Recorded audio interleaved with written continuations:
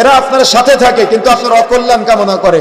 এরা আপনার সাথে থাকে, আপনার সাথে মিশে, সারা দিন আপনি একসাথে থাকেন, কিন্তু বিকালে গিয়ে এমন ভাবে আপনার ব্ল্যাক ম্যাজিক করেছে, আপনার স্বামী স্ত্রীর মধ্যে সম্পর্ক নাই, পরিবারের সুখ নাই, পরিবারের শান্তি নাই, নিজের শরীর ভার ভার লাগে, নিজের শরীরে অসুস্থতা অনুভূত হয়, অ্যাক্সিডেন্ট করে দেখা যাচ্ছে একটা পা, একটা শরীরের অঙ্গ প্রত্যঙ্গ আপনি হারিয়ে ফেলতেছেন। কথা বুঝতে পেরেছেন?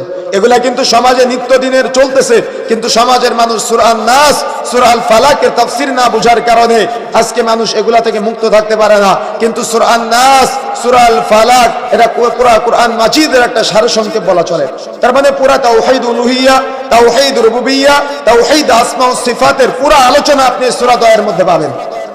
এই 11টি আয়াতের মধ্যে আপনি পাবেন পুরো আলোচনাটা। অর্থাৎ যার তাওহীদের জ্ঞান নাই সে সালাত আদায় করলে তার সালাত কবুলযোগ্য হবে না। তার মানে যার তাওহীদ ঠিক নেই তার সালাত আদায় করে লাভ নাই, যার তাওহীদ ঠিক নেই তার সিয়াম পালন করে লাভ নাই, যার তাওহীদ ঠিক নেই তার হজ করে লাভ নাই, যার তাওহীদ ঠিক নেই তার যাকাত আদায় করে লাভ নাই।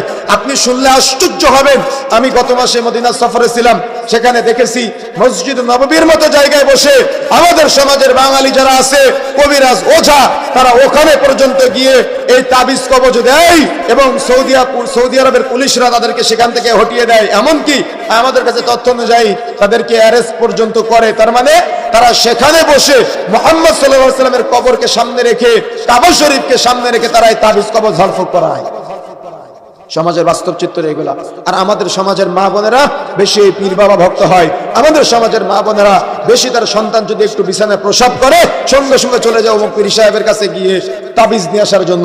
আরে ও তো জিন শয়তানের মাধ্যমে এটা বন্ধ করে।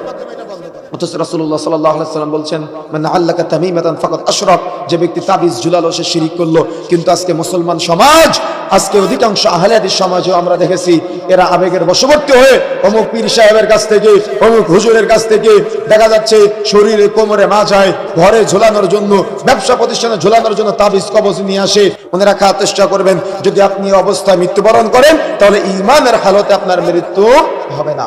এই জন্য সতর্ক হতে হবে, সাবধান হতে হবে। কোরআন মাজিদের ইলম